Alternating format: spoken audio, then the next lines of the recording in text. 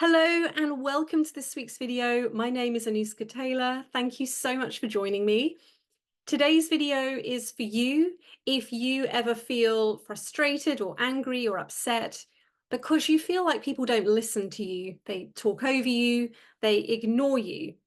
And we all can experience this, including myself, from time to time. But if you notice it's a pattern and you're always seeming to attract people that don't listen to you, that ignore you, then this is the video for you, because I want to talk a little bit more about what's going on here. Because make no mistake, it is absolutely going to impact your voice if this is a pattern for you. So before I get going, if you haven't yet subscribed to my channel, please don't forget to hit that subscribe button. If you enjoy my videos, please give me a thumbs up, a like, share them with your friends and family. And if you're interested in working with me, there are multiple ways you can work with me. All the links are below, and you can also check out my website, anuskataylor.com, and everything's on there. So let's talk about this. And I'm obviously coming at this from both the sort of physical side of the voice, but the emotional side of the voice, because they're really important. The voice is a mind-body instrument. And what a lot of people do is they focus on the physical side of it. If I just get the right vocal exercises, then I don't need to deal with the emotional side. Well, yes and no, you can absolutely get some improvement just by focusing on the physical side. But the emotional side is really what's driving your voice and is really what's going to give you the biggest breakthrough, the biggest transformation, and the biggest freedom. First of all, I want to say, if this is a pattern for you where you don't feel heard, people don't listen to you, people talk over you, on some level, unconsciously, probably, you don't want to be heard. So we have to take the responsibility back within. Now, in our modern society, our modern culture, you just have to look anywhere these days on social media. We're always trying to blame someone or something. But when you take your power back, then you actually can really create change. So it's really, first of all, taking responsibility for the fact that on some level, I don't want to be heard. Now, this might not make logical sense to you because you might be like, no, I do want to be heard. But when you start to peel back the layers of the onion, you realize actually there's a part of me that doesn't actually want to be heard. So I'm going to talk a little bit more about that. But that's a big reason underpinning why a lot of people have voice issues, voice limitations, because they don't want to be heard. And I include myself in this too. I grew up in a family, the youngest of three, the silly little girl that didn't know anything about anything. I've had to do a lot of my own inner work around this. So I'm talking very much from my own experience here of feeling like I used to get ignored, or if I asked a question, that was a stupid question. Why did you ask that? So a lot of that was then driving my voice and closing my voice down. For me, that was a little bit different because I've always sung and I got a lot of praise and love for singing because I could sing. That was just a gift that I had. But speaking was very different for me. And it took me probably not until I did this process myself, started this 10 years ago, that I really started to stand in my power as a speaker myself. And that's why I'm so passionate about this, because I know I've spent my life doing voice exercises, vocal technique, vocal function stuff. So I know it will only take you so far because I've done that. Spent from about the age of 10, I've been doing voice exercises, singing lessons, etc. So first of all, I think that's really important, just to start to bring the power back to yourself.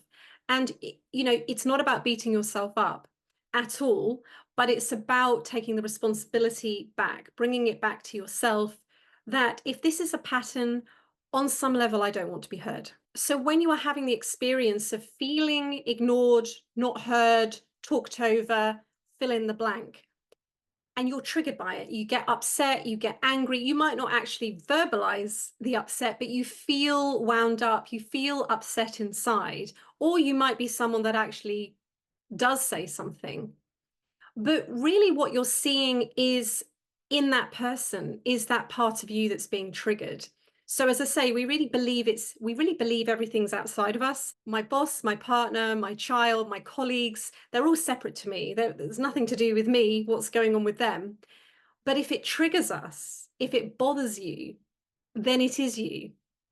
And this is the really important point. So if this doesn't bother you, if people talk over you, you don't care, you probably don't need to watch this video, but maybe watch the video, but you get my point.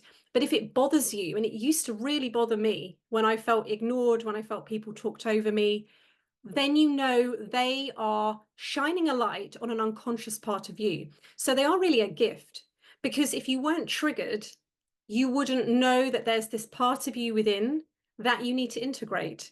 So what we're really taught in the world of social media is to avoid these people. This person talks over me, so I'm just going to ignore them. I'm going to avoid them. But you're really throwing away the gold.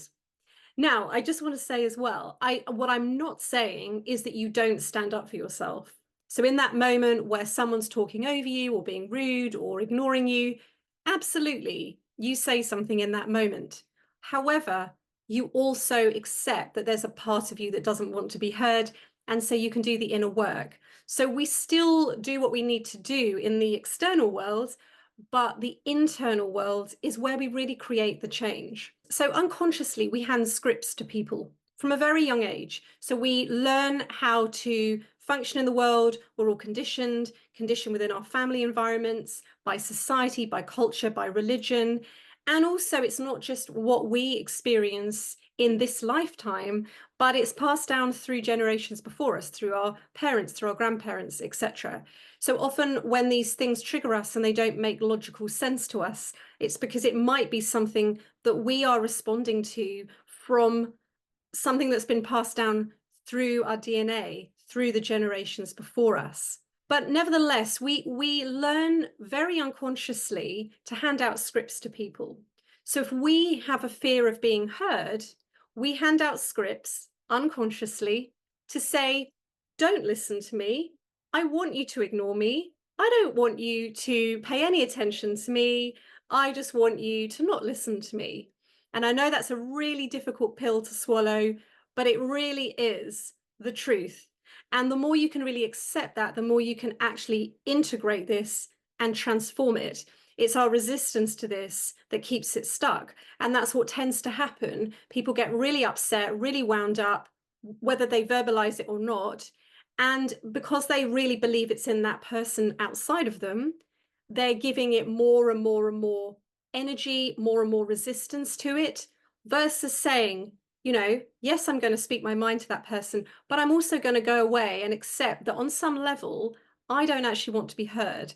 Otherwise, this wouldn't bother me. So the people that we attract, therefore, and are attracted to in all areas of life, it's not random. On some level, as my coach always used to say, we fit together like puzzle pieces.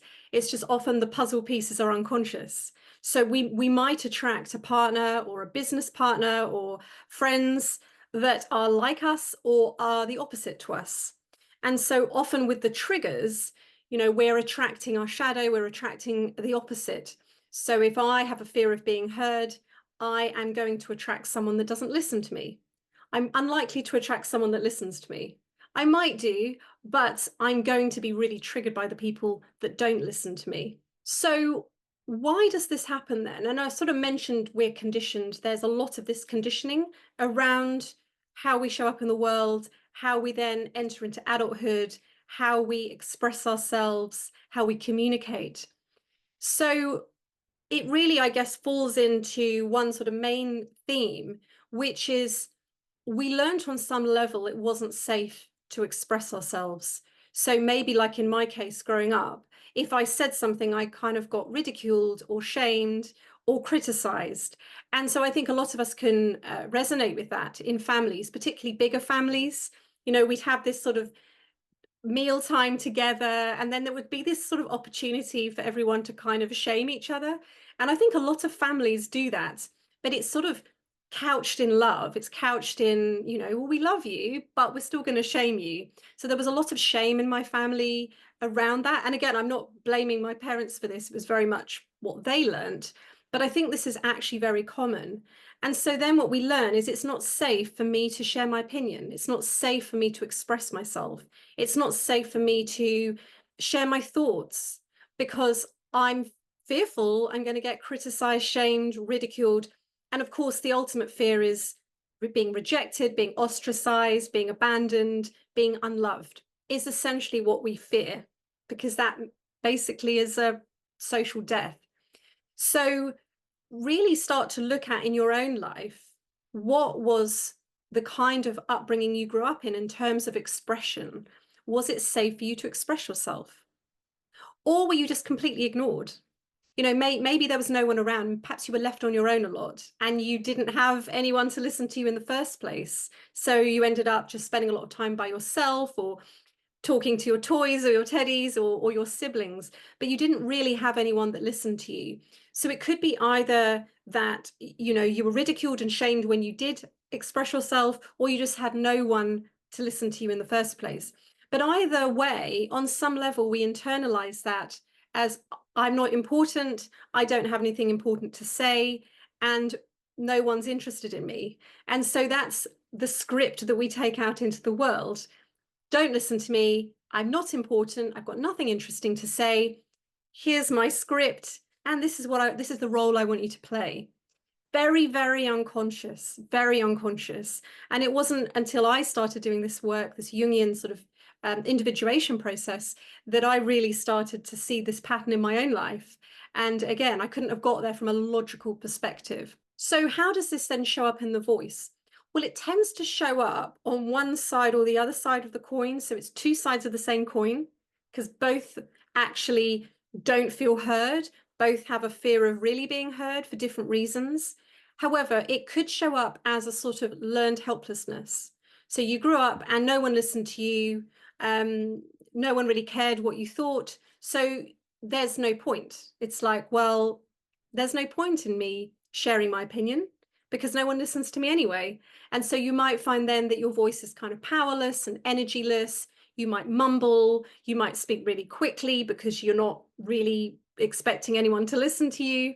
And there's a discomfort around being listened to. Your voice might be quite monotone. And essentially all of this is really a way to kind of push your voice away, to hide your voice, to suppress your voice, because you've learned it's not safe. You've learned people aren't really interested, and there's negative consequences when I do express myself. So that's one side of the coin. And of course, it's, you're going to be in a shade of gray. You're probably not going to be black or white. You're going to fall somewhere on this spectrum. So the other side of the coin is that you force people to listen to you. You don't listen to people. I experienced quite a few people like this in my life, and it's really interesting because it used to really trigger me, and now I find it quite funny.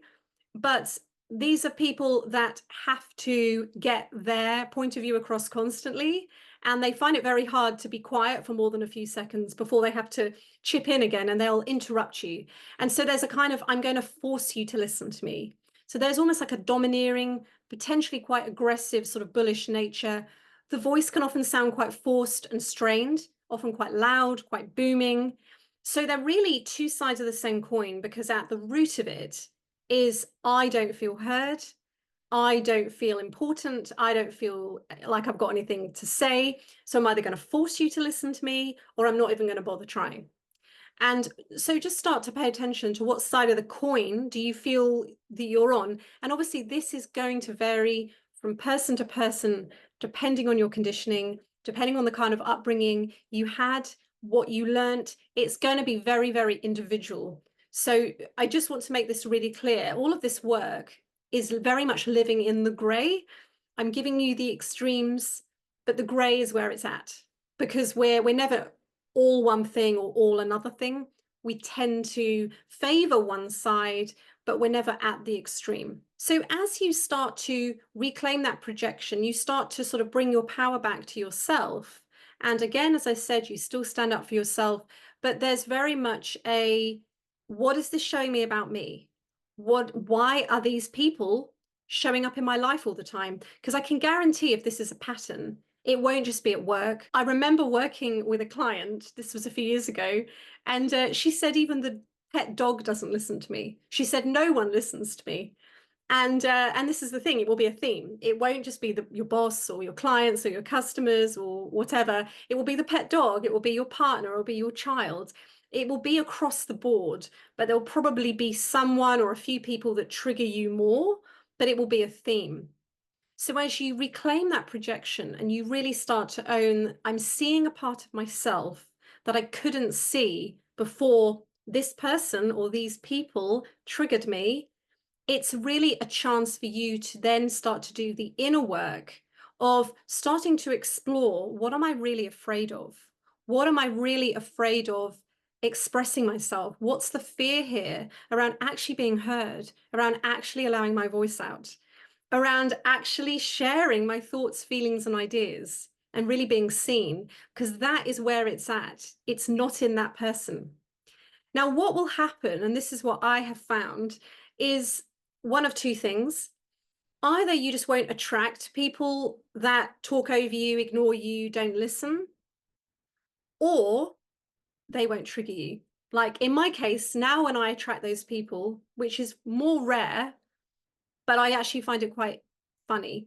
Whereas I used to find it very upsetting. And I used to think that they're doing something to me and they're a bad person and they're so selfish because they just talk about themselves all the time. But now I kind of find it quite funny because I see I see this pattern, and it's that conditioning in me that still shows up occasionally, but now I don't buy into it in the same way because I recognize I'm just seeing myself in this person. This is the goal. This is why this work is so important. When you really start to acknowledge this and integrate this, it changes your world, because either you're not bothered anymore, and you're really not bothered. It's not you're just saying it, because that's what we often hear. I don't care, but actually you do. You actually just genuinely see this person with compassion now, because you see it's their own stuff that they haven't dealt with, or you just don't attract these people anymore. And in fact, you would start to attract people that genuinely are interested in you and want to listen to you. So there is gold in this. And this is a big part of my work, because if you just do the voice exercises, you really are just working on half of it. You know, I said to a client yesterday, if you just do the voice exercises, you'll be taking 2 steps forward and 1 step back, because there's this internal conflict. And unless you start to integrate this deeper fear of whatever it is for you, being heard, being seen, being criticized, whatever, it's going to drive you and it's going to drive your voice. Either you're going to shut your voice down, or your voice is going to be very forced and very strained, and it's not going to feel good. So the true voice, the true authentic voice, lies in the middle. It's powerful, it's expressive, it's clear, it's generous, it's compassionate, it's assertive. It's kind of a blend of both. It's not hiding, but it's not forcing. And that's really where you want to get to, because that is really where you're in your power. And then people feel that, they feel that energy as well. So then they respond differently to you. So if you are interested in my private voice coaching, it's an 8-month program for this reason, because it's a deep process. Yes, you'll get the voice exercises. Yes, we'll work on the voice in a very practical, physical way. But more importantly, and what you don't get with most voice coaching programs, is we're going to look at the unconscious blocks, emotionally speaking, that you've placed on your voice, and you probably don't even realize. So again, this is not to beat yourself up. We all are ignorant to this, myself included, until we do this inner work. So if this has spoken to you, if this resonates with you at all, schedule a 30-minute voice discovery strategy call, or you can send me a message on my website, through LinkedIn, through Instagram, and we can have a chat, and I'll see if this program is right for you. But it is an investment. It's an investment of your time. It's a financial investment. So you really need to be prepared and ready to throw yourself into this and put some skin in the game. So thank you so much. Until next time, I'll see you again.